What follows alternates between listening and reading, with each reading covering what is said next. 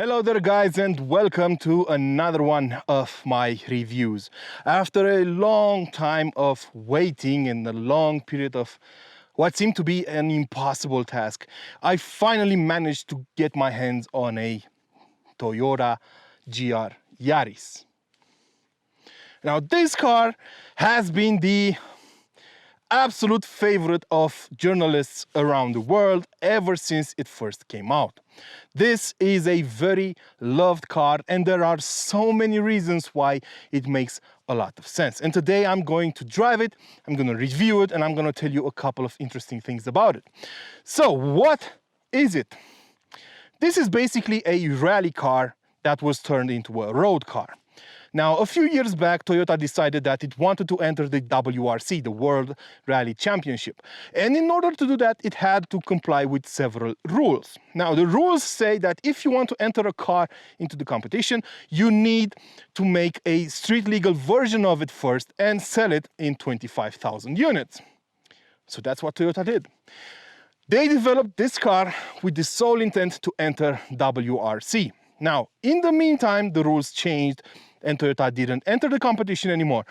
But we still got the car. And initially, only 25,000 units were supposed to be made.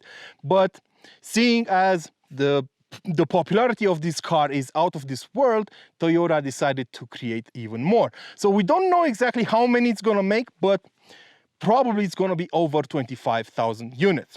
Now, in order to prepare this car for the competition, several important changes have been done. Basically, the only thing shared with the normal Yaris by the GR version, and GR stands for Gazoo Racing, which is basically the M equivalent of Toyota, they only saved the headlights and the mirror covers, and that's about it. It only takes a look to realize that they didn't play around. For example, the Yaris is only sold with a 5-door configuration currently, but the GR Yaris is only available in a 3-door configuration, which is kind of odd, isn't it?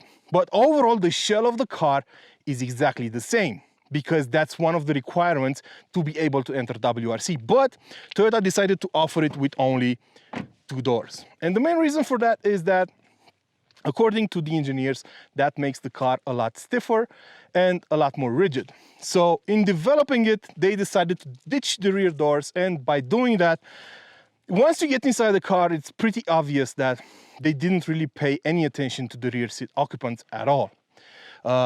Because, to be honest, all the fun will be had in the front. So the rear seats are there, but they will most likely be used solely for storing stuff and, I don't know, placing your bag or something like that. In terms of design, so if you're an avid car guy, you will probably instantly notice that this is a much more aggressive styling on this car. And it wasn't done just to be a show-off. Actually, most people will probably think this is just a Yaris. They won't consider it a race car until they look closer. Because while the front bumper, the fenders, the rear fenders, and the rear bumper have been changed, they aren't drastically different.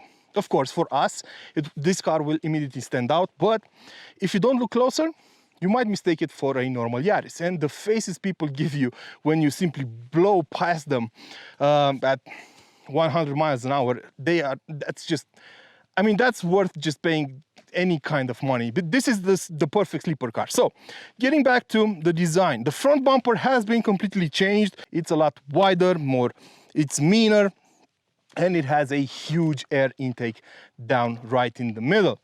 That's because you have a massive intercooler right there. That massive intercooler is needed for the engine under the hood. The engine under the hood is currently the most powerful 3-cylinder engine in production today. That title will probably be stripped from the Yaris GR once the new Koenigsegg comes out, because that's going to have like, I don't know, 1,000 horsepower, something like that, and it's going to be a 3-cylinder. But think about this for a second. This 260 horsepower engine is currently the most powerful 3-cylinder engine in the world, and its title will only be stripped by a multi-million-dollar car, hypercar. This is a 37,000 euro car. So think about that for a second. Now, that engine sends the power to all four corners of the car. This is yet another major difference compared to the regular Yaris. This has all-wheel drive, and that power is sent through a manual transmission and a very clever all-wheel drive system that uses two torsion differentials, one at the front, one at the back. And to distribute power between them, you have a multi-clutch electronic system right in the middle that decides just how much power each axle gets. You can adjust this level of power using a button inside that allows you to switch between normal, sport, and track mode. In normal mode, the car sends 60% of its torque to the front axle and 40% to the rear one. But in sport mode, it will send 70% of the power to the rear axle and 30% to the front axle. If you switch into track mode, you will get a 50-50 even distribution. So that was done on purpose to make this car as neutral as possible, because that's what you need in rallying. So yet again, we see this look towards rallying in the development of the car. Other changes include new axles, both up front and in the back. They are wider than the standard ones, and the car itself is wider than a standard Yaris by about 4 centimeters. The front brakes are freaking huge.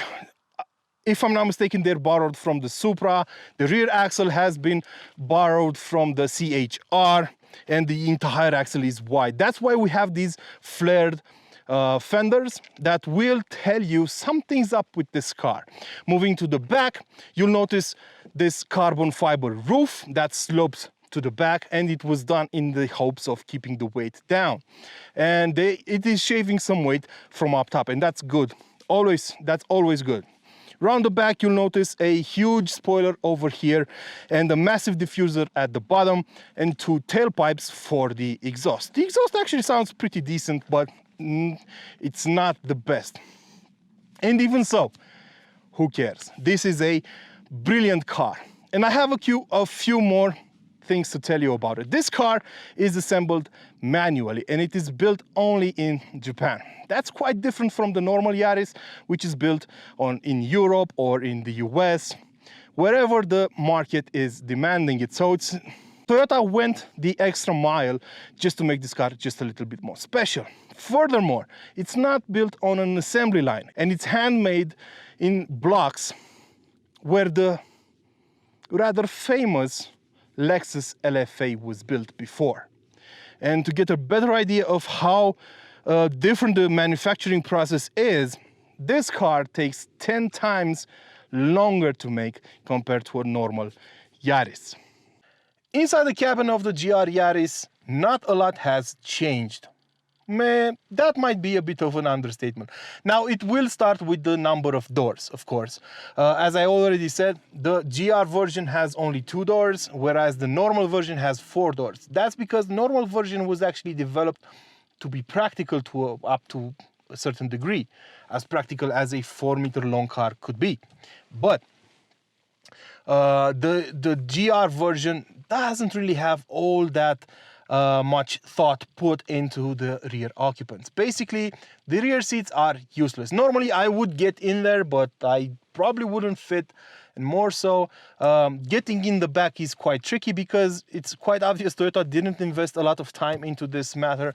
The front seats do not have a fast latching mechanism that allows you to get in the back easily. So most likely they thought those seats will be used as storage. And as I saw on the review done by Harry Metcalf, the founder of Evo magazine, he just decided to fold the rear seats and use the entire space in the back as a sort of, I don't know, storage space to carry stuff with it. He turned this GR Yaris into a sort of van. But all that aside, let's move to the front, where you will notice, of course, a couple of GR badges here and there. You have one on the steering wheel, one on the speedometer, you have one on the start button, one over here on the center console, and 2 of them one on each floor mat. Then there's the GR badges on the headrests. because these seats are quite special. I love the way they feel. They are very comfy and they wrap around you really nice and snug. So you have a lot of side bolstering that helps you when you're driving this car. Furthermore, they look great. This surface has a lot of grip, so you don't slide around whenever you're in the car, and everything feels nicely done. I like the materials used inside. Nobody will actually care about that. Nobody will care about the infotainment, that it's old. Nobody will care about the fact that the instrument cluster isn't digital. Nobody cares. What they will care about is how this car drives, and that's what we are going to do right now.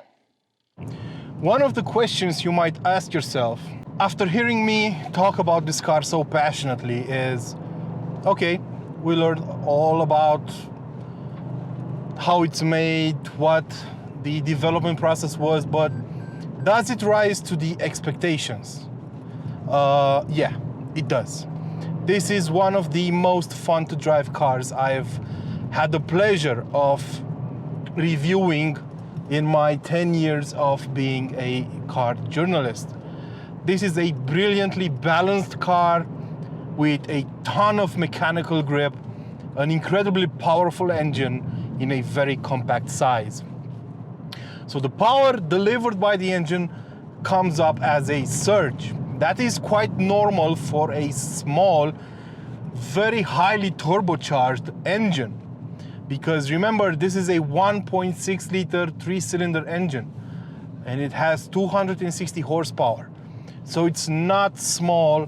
The power output compared to the displacement of the engine is huge. So it's normal to have some turbo lag, and you can feel it up to about 4,000 RPM. But after 4,000 RPM, the car simply comes alive and pulls like a freight train. And the all-wheel drive system is absolutely brilliant. What I love about it is that you can actually feel the way it works and the way it splits the torque in between the axles and the way it changes its behavior depending on the driving mode you're in. As I already said, you can choose between 3 driving modes. Normal mode, which sends 60% of the power to the front axle. You get sport mode with 70% of the power to the rear axle, and you get track mode, in which we are now, which makes the car very neutral, sending 50-50 of the power to each axle. And this was done on purpose because, as I said, the Yaris GR was created to run in the WRC, and in the WRC you need as much grip as possible, so splitting the torque in between the axles is actually a good idea for that kind of a competition. Now let's talk about the gearbox. It is incredibly precise. The gears are very closely stacked together, the throws are short, and it is one of the best manual gearboxes I've ever used.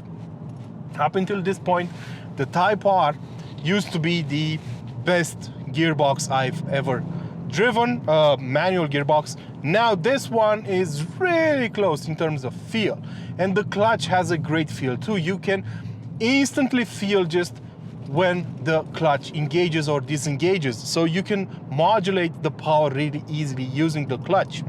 Also, the pedals are positioned brilliantly close together, so you can heel and toe and rev match at the same time, so everything works as it should. And the car feels planted. There's little to no body roll whatsoever. Considering it has only 1.3 tons, it is incredibly light, so there's not a lot of weight to talk about.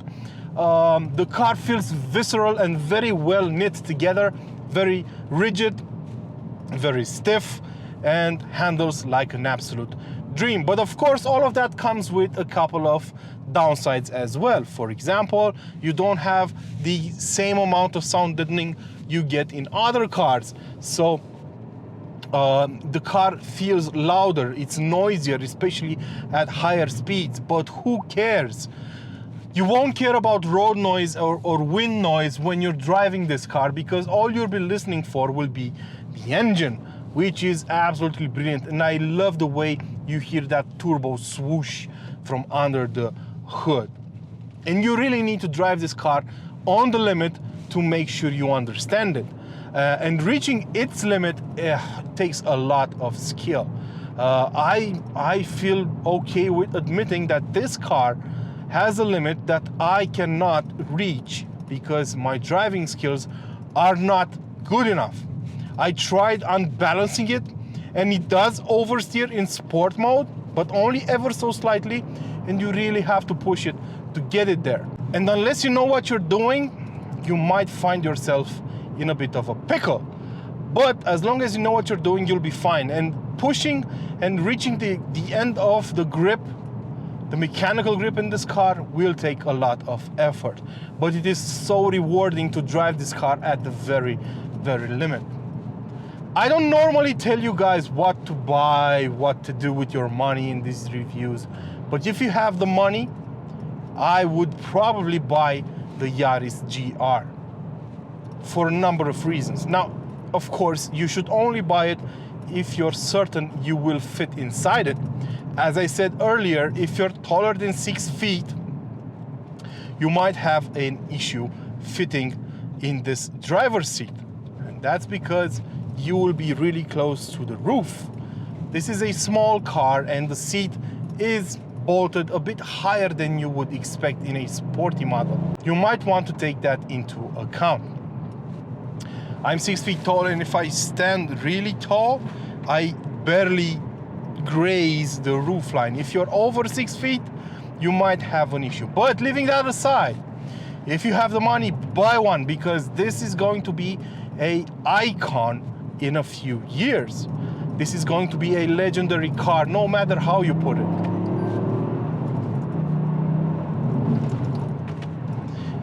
And it's quite likely that you will make money off this car if you buy one today and sell it in, let's say, 10 years. I've seen it happen with other homologation cars developed in order to be used in racing competition. It happens with the E30 M3. It happened with the Mercedes E190. And it's going to happen with this car. I am pretty confident about it. Furthermore, until you get up to that point where you can actually sell it for a profit, you can have the time of your life in it. And I would love to have one of these in wintertime to thoroughly enjoy it in the snow. It's going to be pretty wild. That said, this has been my review of the Toyota Yaris GR. I hope you guys enjoyed it. It might not be the usual review you see over here, but I am so mesmerized by this car that I really couldn't focus a lot. So I hope you'll forgive me for that. Please enjoy my channel, check my other videos, and if you like them, just maybe consider subscribing to the channel. Until next time, don't forget to feed your passions. Ciao.